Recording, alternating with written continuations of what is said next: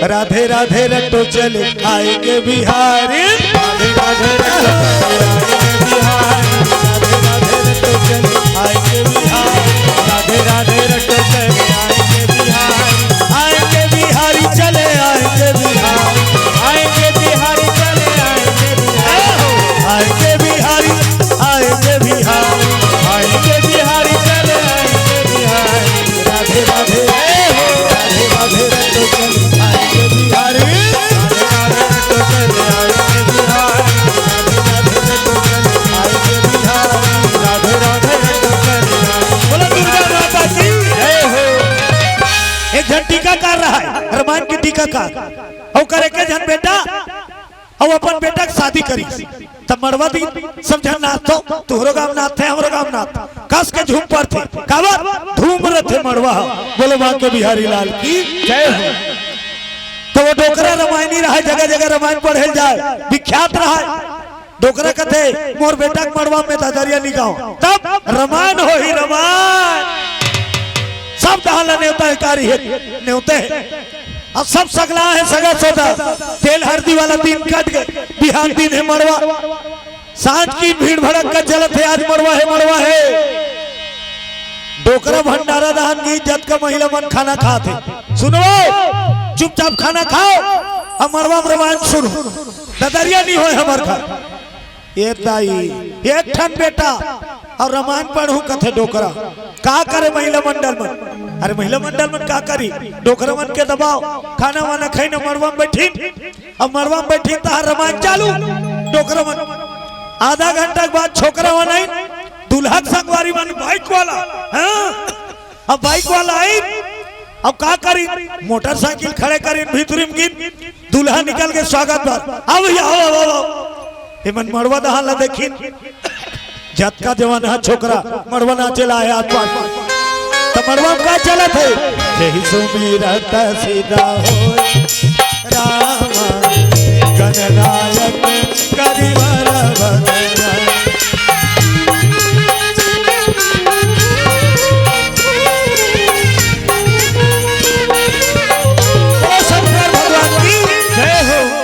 छोकरा माननी ऐसे का तरीका यार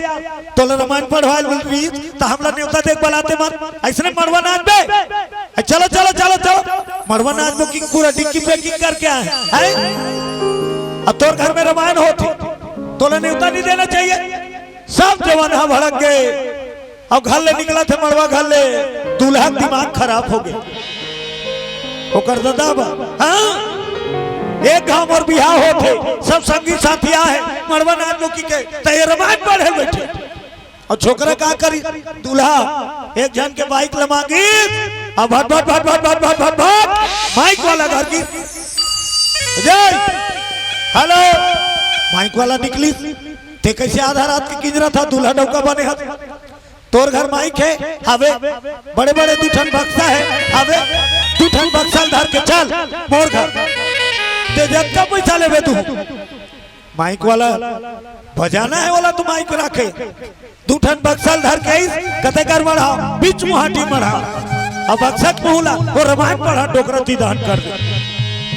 तब मुलाकारी दी तब अरे मैं निपट हूँ ते जतका लेबे ततका तू कहो जी अब वैसे गाना बजा जिसमें भागत ते मन लहुट के मरवा माए और रामायण बंद हो जाए और मरवा चालू हो जाए। बोलो दुर्गा मैया की जय हो। माइक वाला कथे मोला बदनाम मत करबे, मोर ऊपर कोई अंगरी नहीं उठाना चाहिए।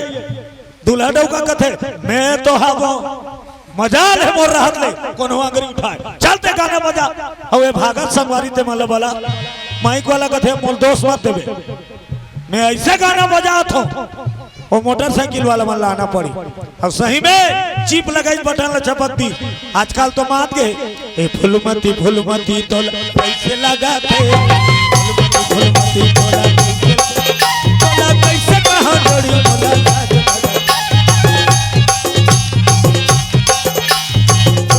फुलमती तोला कैसे लगाते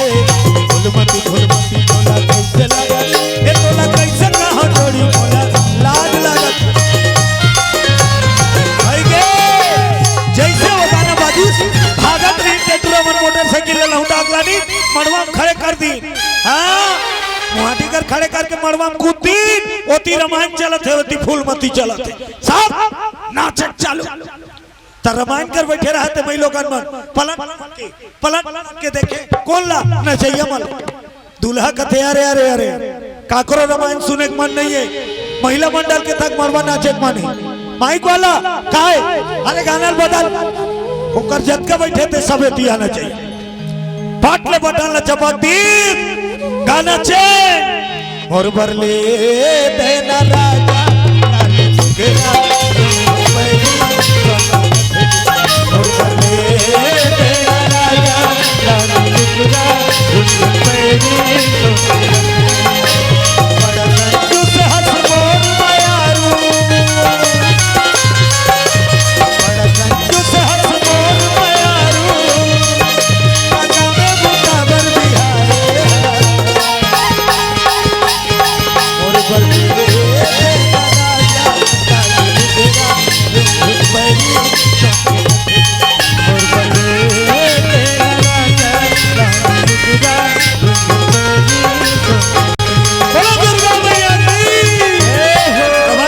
बैठे रही सब उठ गए वो टीका वाला डोकरा छोड़